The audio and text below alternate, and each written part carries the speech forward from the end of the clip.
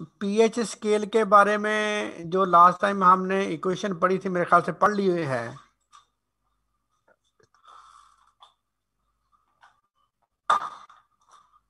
तो वो जो इक्वेशन है उसके अंदर हमने पढ़ा था कि अगर प्योर वाटर है, बेटा मैं क्लास ले लूं, जो प्योर वाटर है उसके अंदर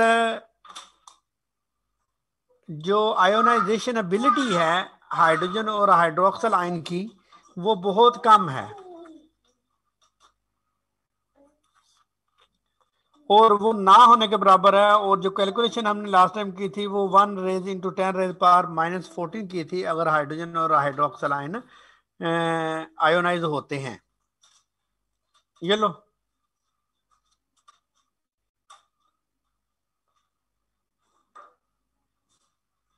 तो इसका मतलब ये है कि जितने हाइड्रोजन आयन पैदा होते बनते हैं उतने ही हाइड्रोक्सिल आयन बनते हैं। This is universal truth.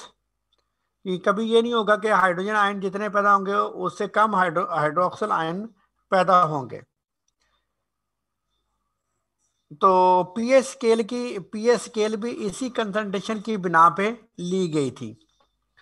अगर हम ये देखें कि ये जो इक्वेशन है जी, जो लास्ट टाइम हमने देखी थी, ये जो इक्वेशन है ये नजर आ रही होगी आपको। पीएच बेसिकली डिनोट होता है पावर ऑफ हाइड्रोजन आयन, कि कितने हाइड्रोजन आयन किसी भी सॉल्यूशन में बने हैं। अगर हम पीओएच की बात करें तो पावर ऑफ हाइड्रोक्सिल आयन किसी भी सॉल्यूशन में कितने बने हैं। अब अगर हम इस पावर ऑफ हाइड्रोजन आयन या कंसंट्रेशन ऑफ हाइड्रोजन आयन की बात करें तो ये इक्वल होता है log 1/, हाइड्रोजन आयन कंसंट्रेशन। जब ये हम ऊपर लेके जाएंगे तो ये negative log of hydrogen ion concentration आ जाएगी। तो जब भी बात की जाए, जब भी कैलकुलेशन की जाए, स्टैंडर्ड कंडीशन पे करनी चाहिए। तो स्टैंडर्ड कंडीशन में अगर हम बात करें तो जो हाइड्रोजन आयन कंसंट्रेशन है प्योर वाटर के अंदर वो -7 है, 1 × 10⁻⁻7 है। और अगर इसका लॉग लिया जाए तो ये माइनस ऊपर जाके पॉजिटिव हो जाएगा। तो ये log 1 + log 7 हो जाएगा। अगर log 1 की कीमत ली जाए तो वो 0 है, log 7 की कीमत ली जाए तो वो 7 है। तो इस यहाँ से ये मतलब पता चलता है कि हाइड्रोजन आयन कंसंट्रेशन जो होती है वो बेसिकली उस की पीएच वैल्यू होती है। तो ये 7 है तो इसकी 7 पीएच होगी। तो इसी बेस पे उन्होंने पीएच स्केल डिजाइन की। इसी बेस पे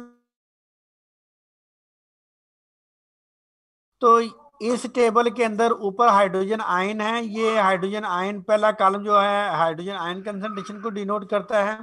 दूसरा कॉलम उसकी पीएच को डिनोट करता है with respect of hydrogen ion.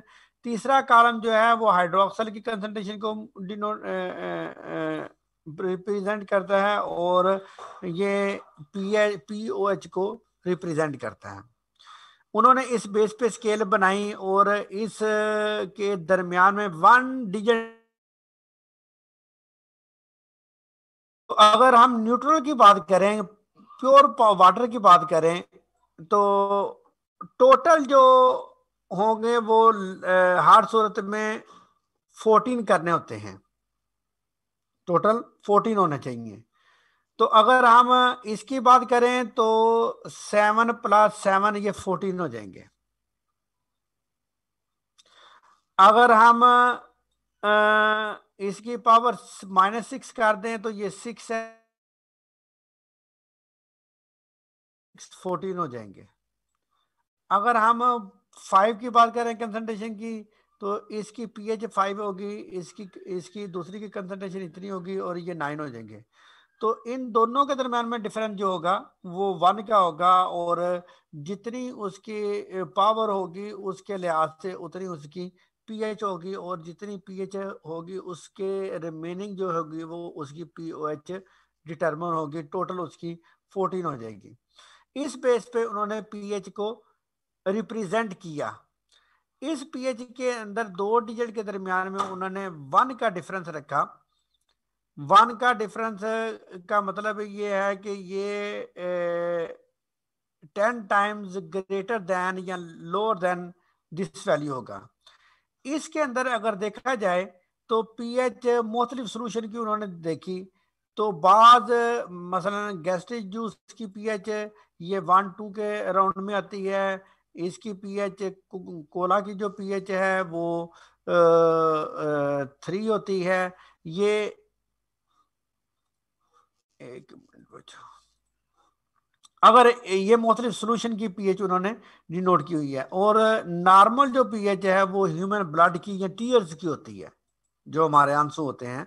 इसके अलावा मिल्क की एसिडिक रेंज में आती है, सलाइवा की एसिडिक रेंज में आती है, लेकिन ये बेसिक स्लाइटली एसिडिक है, नियरेस्ट टू बेसिक है।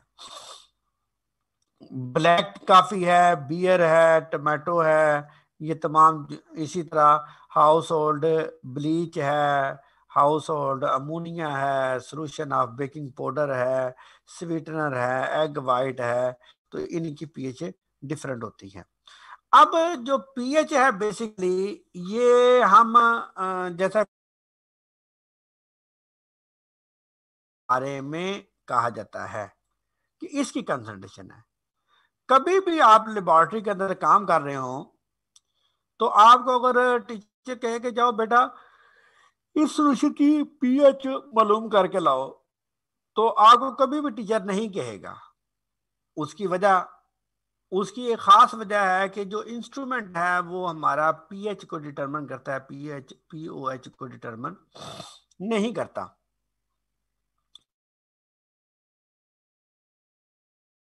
या लिटमस पेपर यूज करें या कोई इंडिकेटर यूज करें या हम पीएच मीटर यूज करें, anything we are using in the laboratory to detect the pH, always consider pH not O pOH. उसकी वजह यह है कि जो भी चीज हम यूज करते हैं वो सिर्फ और सिर्फ सेंसिटाइज होता है हाइड्रोजन आयन की कंसंट्रेशन को, not the hydroxyl ion concentration को, not sodium, not ion concentration. अगर हम फिनाफ्थलीन इस्तेमाल करते हैं तो phenolphthalein dissociation of hydrogen ion को डिटेक्ट करता है, बताता है। उसके कलर के लिहाज से इंटेंस कलर होता जाता है। जितने ज्यादा हाइड्रोजन आयन कंसंट्रेशन ज्यादा होगी उतना रेडिश कलर ज्यादा होगा। जितना hydroxyl ion hydrogen ion concentration कम होती जाएगी उतना कलर कम होता जाएगा और ब्लू की तरफ जाता जाएगा। और अगर हम लिटमस पेपर की बात करें वो भी डिसोसिएशन की बात करता है, डिसोसिएशन ऑफ हाइड्रोजन आयन को डिटेक्ट करता है। अगर हम पीएच मीटर की बात करें बच्चे, तो पीएच मीटर के बारे में थोड़ी सी डिफरेंट बात है। पीएच मीटर की जो क्राइटेरिया होता है वो उसके एक राड होता है, राड के नीचे एक बल्ब लगा होता है, ग्लास टाइप ना, वो बेसिकली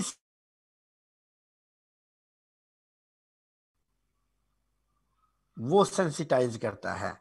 और उसकी जो सेंसिटाइजेशन होती है सॉल्यूशन के अंदर वो उसको बताता है कि कन्वर्ट करके डिजिटल फॉर्म में बताता है। लेकिन इसके अंदर एक मसला है कि डायरेक्ट अगर हम किसी भी सॉल्यूशन के अंदर रॉड को डिप करें तो वो कंसंट्रेशन नहीं सही बताएगा, क्योंकि उसे तो नहीं पता, उसे पहले ट्रेन करना पड़ता है।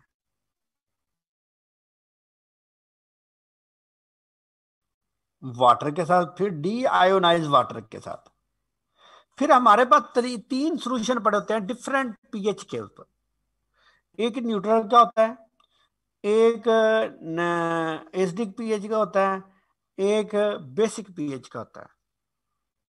हमने डिप करना होता है न्यूट्रल के अंदर और बताना होता है जी इसे रीड करो, दिस इज न्यूट्रल। फिर हमने 9 पीएच पे या 7 पीएच पे हमने करना होता है ये 7 या 9। फिर 14 पीएच पे करना होता है, उसे कहना होता है कि पढ़ो इसे, रीड करो, कॉल इट 14, वो 14 कॉल करता है। जब उसकी प्रैक्टिस हो जाती है तो फिर हम उसको सोल्यूशन के अंदर डिप करते हैं और वो एग्जैक्ट ऑलमोस्ट हमें पीएच को मेजर करता है। और ये डिटेक्शन ऑफ हाइड्रोजन आयन या feeling of hydrogen ion concentration को सोल्यूशन के अंदर मेजर करता है। और इस तरीके से हम किसी भी पीएच को हम अपने सोल्यूशन के अंदर। अब जितने भी एसिड हैं, जितने भी बेसिक बेस हैं, वो they can ionise in water, they can ionize because acid and bases, they having positive and negative poles, and on the solution or dilution of these acid or bases in the water, they can ionize. अब weak acid वो होते हैं जो ionisation की जिनकी ability कम हो, जितनी जल्दी वो आयोनाइज हो जाएंगे, जितनी जल्दी वो आयोनाइज होंगे, उतना वो स्ट्रॉन्ग एसिड और बेस होगा। जितने वो कम आयोनाइज होंगे उतना वो वीक एसिड और बेस होगा। Weak acid and bases, they are very important in nature, they are. अब we will discuss this phenomena in next lecture.